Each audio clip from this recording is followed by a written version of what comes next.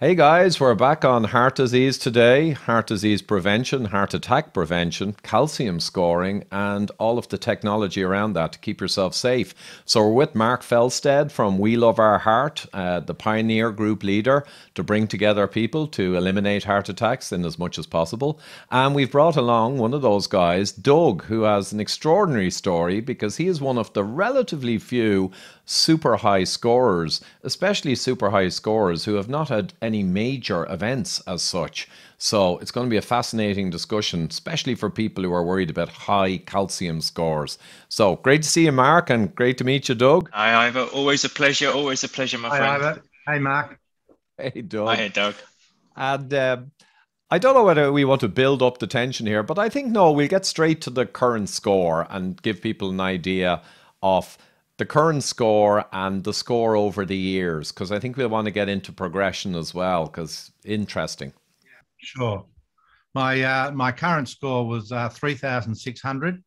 And when I got that news, it was a pretty big shock because it's the first time I'd actually looked at all the scales. But I recall doing a test very early on in 2006, and I had a score 473, and it was repeated in 2016, and it was just over 1,200. So the progression from back in 2006 to now is about 12.5% per year. Yeah, and that's interesting because even though you have a massive score, an excellent study I've shared many, many times looked at high scorers, but it looked at progression. And the people who progressed at a high rate, like above 15% per year, they had enormous level of heart events. Like 50% of that group had heart events. But the people who progressed at lower than 15% per year, particularly around 5, 6, 7, 8, whatever, even with the very high score that would suggest they have massive risk, their actual heart event rate was only around 3%, which wasn't really a whole lot different from a very low scoring person. So the progression of the calcification is a really important measure. It tells you whether the disease is running fast and hot, which means there's a danger of rupture, or it's running slow and repairing as she goes, which could mean not so much risk. So that's really fascinating. You appear to be in that moderate progression. Body is calcifying and repairing the damage at an adequate rate to prevent a rupture. And I don't think you didn't actually have a heart event, or did you? No, I No. had a few niggles, and I've had two stents along the way in two times. And last checked in 2019, and everything was flowing beautifully. Yep. Well, there you go. Yeah. And that surprises people. But again, the calcification is a repair process where your body is dealing with a major issue, but it doesn't mean your body necessarily will show you that it's having major issues. The repair process is just going on in the background. Now, of course, the key thing is at some point you could go up to 16, 18%. And as we get older, we become more insulin resistant. We become less able to do very good repair processes. This is established. So the risk can really ramp up. So the key thing is always to step in and slow the damage process, the inflammation. And if you slow that and keep your head down at low progression, then you essentially don't really carry too much risk at all. And just one other quick thing, Doug. You were very like David Bobbitt, my original sponsor. I'm out my own now. But he had a score of 917, I think, at 52 years of age. So around like the age you had 500. But he was slim as a whippet, aced his treadmill, and he was top 10% fitness for his age, highly health focused. Now, it turned out, of course, his blood glucose looked okay, all of his bloods looked okay, and his stress treadmill. The reality was he unknowingly had type 2 diabetes, and no one ever measured his blood after a meal, glucose. And when he began to do that through his own research and got a meter, you should never go above 6.5 millimole after a meal. He was getting readings at 25. Massive type 2. So these are the hidden things. But only the calcium score gave him the heads up so he could go and research and find out all of what we're talking about. Then he took action. He got himself down to 6% progression, reduced the progression right down. And for the last 6-7 years, he has no concerns, even though he's carrying a score around 1,000. He has no worries because he understands it, and he cut the carbohydrate out, cut the pastries he was eating, cut out the low-fat diet and began to eat real food. And he got magnesium, potassium, and he's getting all these minerals he learned about, his vitamin D up. He basically fixed all the root causes. So now he's fine. He's fine. Well, that's ironically, I watched the movie, of course, a couple of months ago, but that's exactly the action that I've taken. And in the early days, it wasn't really explained to me exactly what this meant. And it wasn't until I looked at the tables and, zero's a good score and 400's a bad score. And it's like, wow, where does 3,600 sit? And I believe it's in the top 2%. Strangely enough, that's not the top 2% you want to be in, though, right, Doug? No, it's not. It's not. It's the highest 2%. I think it's one of the higher good than things. that. It could be in the top point something percent. I think from memory, 3,600 is the tippy top for your age. But there you go. Yeah, well, that makes me feel not so good. But one good thing came of it was I couldn't really understand how I could get such a score. I don't sit around and watching TV, having pizza, and pretty active. Had a big job all my life, and very, very energetic, and all my bloods are good. All my cholesterol's down, and the little A is good, and everything's good. So I asked my brother to take a test, and he came back. Interestingly, he's a little older than me. Came back at 3,300. And my sister, who's now 70, came back at 560. So it was good to let my family know that we've actually all got this thing from, our lovely parents probably. But interestingly enough, my brother had a stent about a week and a half after he went in, and he was perfectly fine, very energetic, no trouble. So knowing about this is what I think it's all about, which is why I'm happy to share my story, in case other people, just stop at the bloods, because you really need to go further into it and push for scores and understanding, and then do all the treatments that, David did. Yeah, that's exactly it, Doug. And that's a perfect synopsis. And we'll touch on a couple of those things. The genetic susceptibility is a big one. But just in terms of getting the test, you never really know from the bloods. I mean, expert reading of bloods, including advanced bloods, you can get an amazingly good prediction of the level of heart disease.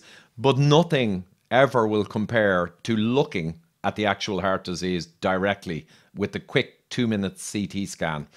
And that is the answer. And then you can go and you can use bloods to track your progress, improve your bloods, work on that problem. But you need the score to know what the reality is. And that's the key. I've got a direct question for you there, Ivor, because I'm asked many times, how often should you have, because we love our heart, we love the CAC scores. Obviously, we encourage people to get it, but many people ask me, I'm going to have one in 6 months or a year, or my doctor says 2 years. And there's actually very little point, I think, isn't there? What's your advice on how often you should get those scores? Rule of thumb, I mean, there's David Bobbitt himself kind of does it annually, but he's expert in this. He wants the data. I wouldn't really do it. So I would say if you get a really low score or a good score, and let's say you're middle-aged, you could probably wait a decade. Because if you get a 0 and you're watching your bloods, now if you get a 0 and you're diabetic type 2 with blood glucose problems, you don't get what they call the 15-year warranty. There was a paper called, in its title, 15-year warranty for a 0 score. But the nuance is important. If you have good bloods, truly, as judged by me or a doctor who understands insulin resistance, and you get a 0, you kind of have a 15-year warranty. But there's another study that shows clearly what I would have known anyway. Type 2 diabetics who get a 0 do not get a warranty. And in 3 or 4 years, their risk can be going up and their score going up notably. So that's just an important nuance. But let's say you're healthy, you get a low score, and your bloods you're watching and you're aware. You could wait a decade. And if you get a moderate score, like, for a person in their 50s, and let's say you get a 50 or 60, it's a bit of a disappointment and a surprise. You might be several years while focusing on your bloods, finding out your problems, and living better. Several years, 3 or 4 years. And if you're a very high score, a shock score like David Bobbitt, maybe 18 months. Even if you fix your metabolism and your metabolic problems, we have many cases where the score tends to roll on, like there's a kind of a inertia, or like a heavy train, that you keep calcifying soft plaque for the next 6 or 12 months. So you just confuse yourself. You go back in 8 months and it's gone up, and there's no point if you've taken action. So I'd say for a very high score, okay, maybe 18 months, but I wouldn't be too anxious to run back in. You do want to find your progression, but sometimes people progress at 10%, and that's fine. It's not perfect science in terms of trying to keep measuring CAC. Hopefully I've articulated that. When you get a high score, when you have a problem demonstrated, now you know you got a problem. You know your problem definition, as we say in engineering, the first step. Problem definition, I have high heart disease, surprisingly. Then you need to get into solution. And the solution will involve monitoring a lot of blood work and changing a lot of things in your life. But that's really what's important after a high score. It's not running back in again to keep looking at what the score is now. That would not be advised. I just want to say, Doug, if you don't mind me saying so, it was Doug came to We Love Our Heart and the Pioneer Group through yourself, obviously through your film and the work there, and we had the talk together with Doug, and I said, well, Doug, I'm awfully sorry, but the Pioneer Group is closed now. You have to start again, like in January when I'm taking the next intake. And he said, oh, well, I've got a CAC score of 3.5. I'm like, okay, maybe we should start now then. Well, mainly, Doug, because you're good for the group to have that contrast. Oh, no, it's perfect, and your attitude, Doug, is pristinely perfect, because people have said, oh, but if you tell people to get a score and they get a high score, they're going to be all worried. They'd be better off not knowing, and that's so absurd. I will acknowledge that some people get a high score and they do worry excessively. But most people understand and accept, okay, it's disappointing. But the people I send to get a calcium scan, not literally, I don't write prescriptions, but the people who get one because they've heard all my lectures, they also generally are aware of all the root cause fixes and all the stuff they didn't know about carbohydrate and fat. And so they go in to get the score being armed with knowing how to deal with it if it's high. Whereas if you get sent in by some doctor who knows nothing, or not a doc, anyone who knows nothing, or because of an advert, and you walk in willy-nilly and get one, you get a high score, you find out that's really serious, this medical system doesn't really know what to do with you. They'll give you a bag of statins and tell you to go home, you'll be fine. That's it, pretty much. Or you'll get an angiogram or a stent or whatever, but the stent doesn't really lower your chances of future events. Only fixing the problem does. And this is acknowledged in the Courage study. Stents alleviate some symptoms perhaps, but they don't actually change the risk of a future event. And the reason is because we have an enormous arterial tree. And if they take the worst spot and put a stent in it, sure, it's shored up. But the whole rest of the tree is exposed to the damage that's been happening. And somewhere else will have a problem. So statistically, yeah. Well, I've never been one to run from a problem. On if there's a fire, I like to deal with it, and I think that's the if the message that I could share is, if you don't know what the problem is, back to your engineering example, Ivor, if you don't know what the problem is, you don't know how to fix it. And, I'm fortunate that I've got a great cardiologist, but I'm actually in China and he's in Hong Kong. And because of COVID, we can't get to see one another, but we talk regularly and I message him with stuff and he's been great. Your podcasts have also been comforting. And in fact, you've probably got more information on this issue about what to do with a high score than anyone else. I've through you, I met Warren Matthews, and I'm now taking is CX8. So and I'm also taking through my cardiologist the Repatha, the The injectable. PCSK9. And for the first time, I had my little A done, little A blood scores, lipoprotein, and it was 4.6, which I understand is pretty good. Yeah, well, mine is in the stratosphere. Didn't shock me too much because I'm an ApoE4. I have a genetic background, which you'd expect. But mine's in the stratosphere, but I had a 0 score at 48 years old. So again, this is a great point to bring up, is the genetic susceptibility. I think of high LP little a as a flag that your genetics evolutionarily are more likely to be someone who's prone to inflammatory problems with modern processed foods or modern contaminants. It's kind of flags you as a potential risk, and that's why it correlates. It's not really the LP little a is running around being made by your liver. The LP little a is made by your liver. Your liver doesn't make stuff that kills you. So, but it's an indicator that you are a person that is an evolutionary heritage where LP little a was made in high quantities to help with clotting, and as a backup to low vitamin C, which usually is involved in the clotting process. Hence, scurvy is a lack of clotting and your body falls apart. Well, LP little a is a stand-in, a kind of homologue or whatever for vitamin C. So without getting into detail, it flags you as a person with a certain evolutionary background, like ApoE4 status does. ApoE4 status is not driving disease. It's the original human genome. Of course it's not driving disease, but it does indicate a susceptibility to modern contaminants, etc. And interestingly, LDL itself, cholesterol, why it correlates with heart disease in hypercholesterolemiacs, we know now that hypercholesterolemiacs, let's say with an LDL of 6, there's guys in there who have an LDL of 6 and they get heart disease in their 30s. Absolutely. And there's guys who are hypercholesterolemiacs with an LDL of 6 who have clean arteries at 66.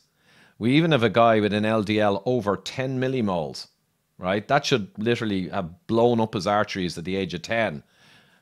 Clear angiogram in his late 60s. Perfect arteries. So it's not the cholesterol that's damaging, but the cholesterol numbers do indicate an evolutionary heritage.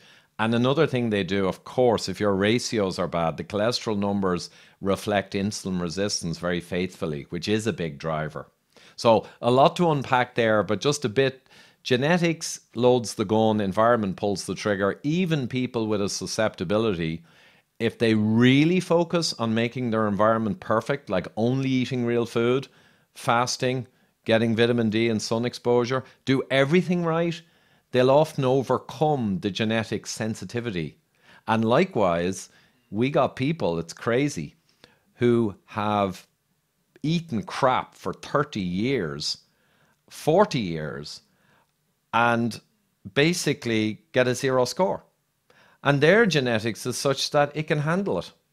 They're just machines that throw it at me, I'll deal with it. And so there's both extremes. What is it you say, Ivor, though? You can't run away from a bad diet? Most people, the odd person seems to be able to get away with it, but they are rarities. Just like you're a very, very high score. Doug, not Brody, I interviewed him in Las Vegas a few years ago, the inventor of the CT scanner for CAC. Oh, I can't think of his name. I visited him. He has a company of scanning now. Lovely, lovely gentleman. But he told me during the interview, he says, yeah, we used to get these small percentage of people with no calcification, but they still had heart problems. They exist. That's the tail. And we had a small percentage of super high calcification, like 3, 4, 5,000. And we used to call them ceramic coronary artery people. But we had these people who had no heart events, and they were in their 60s, some of them. And basically, the repair process of calcification, which evolution designed to try and fix the risky spots in your arteries that could rupture from soft plaque, from inflammation, that process in some people works so well that they end up with ceramic arteries and never get a heart attack. And I've you're one of actually those had lucky guys. I've actually had a professor. I live in Shanghai, China, and an older professor said, You're not going to have a heart attack. You know, you won't have one." And he was saying the same sort of thing, which was obviously music to my ears. But I've still embarked on this huge regime. I believe the inflammation is something that I've really got to, that's what I'm paying attention to now. So eating as much natural food as I can, and lost a lot of weight, more exercise, sleep. And it's been so good to have, Mark and the We Love Our Heart program around to bounce off and to learn things. So, it's hopefully we can be around together for a long time. Too right, Doug, too right. And we love to have you. It's great. It's great. Well, I think I missed that meeting, so it's the first time meeting you, Doug. Delighted to meet you. And I love to meet people as well who have the same kind of neuropsychology or outlook as I do. It's all about my favorite phrase. You said about going to the fire. My favorite phrase I picked up from a CEO in the company I worked in a few years ago. The phrase she had was "run to the fire." And it was all about, we're under serious pressure. We're actually looking dismal in our projections, and aftermarket are attacking us, and it's all doom and gloom. And she came out, "run to the fire." Whether we win or not doesn't matter. We run, and I love that phrase, and I used it ever since. And that is the way to live life. Never worry about your enemies. Yeah, I adopted it. Well, you've got to, make your own life and that sort of thing. But it's fascinating, this whole thing, and I just encourage people to look behind the bloods, I guess. Look and do. I've had a normal treadmill, normal echocardiogram, and my bloods are all good. I go to the score, and it's incredibly high. Yeah, and I mean, I could add there, Doug, as well. Some of the previous tests I've done with the ECG and on the ergometer, and they're like, "Mr. Phil said your heart's perfectly. You're a top athlete. There's nothing wrong with it." That's it. It's no guarantee either, right? No. No, it will pick up certain things by all means. And if there's narrowings and the rhythm function is affected, it'll pick them up. It's not useless. It'll pick stuff up. But only the calcium scan sees the disease. Literally sees the disease. Everything else is a proxy. So there you go. So I know we want to keep this tight, and the video's coming to the end there on the counter. And that's great stuff. I'll put the link to We Love Our Heart below. And, it's community. And I agree with you, Doug.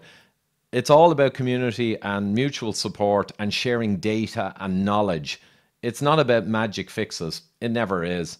It's about community working together, sharing knowledge and supporting each other. There we go. And we're very happy to be working with you, Ivor, and you as well, Doug. Thank you so much to both of you. Great stuff. Have a great day, guys. We'll come back later. Right, thank you, Ivor. Cheerio. Thank you. Bye. Don't forget to subscribe and also to hit that little bell icon to make sure you're informed and get to counter some of the more corporate style science that's out there.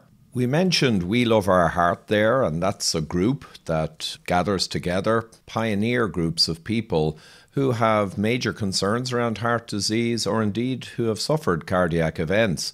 And we go through the science, the data, the blood tests, the diet and nutrition and lifestyle that's required to counter the risk. So it's a great group, and it's at weloveourheart.com. Finally, a huge shout out to my Patreon and PayPal supporters. Hugely appreciated. Help keep my train on the track, getting out the message on optimizing and maximizing public health. And recently we started doing Zoom calls, Ask Me Anything sessions every few weeks. And really they've been hugely productive, a huge range of questions and great discussions. So really appreciate that, and allows me to give something a little extra to the Patreons and really to engage with my audience and my supporters. Anyway, the links are down below, so support always appreciated. Thank you.